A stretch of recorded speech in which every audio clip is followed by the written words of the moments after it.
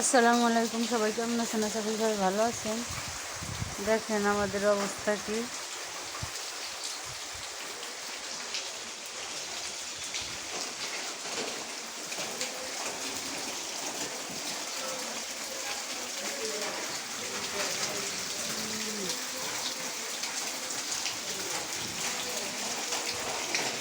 রান্না করে খাবো কিভাবে, দেখেন কি অবস্থা এখান দিয়ে।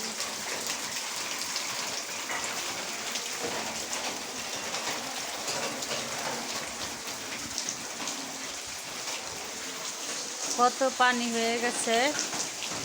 আর চিতই পিঠা বৃষ্টির পানিতে বানাইলে বলে অনেক ফলে, সেই জন্য বৃষ্টির পানি ধরছি, কিন্তু পানির ভিতরে অনেক ময়লা, ময়লা পানির ভিতরে। আর এই যে এইখান দিয়ে কত পানি,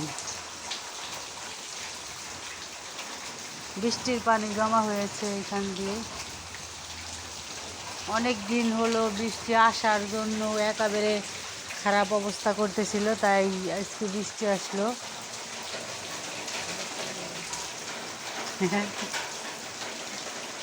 পিঠা বানাবো বৃষ্টির পানিতে।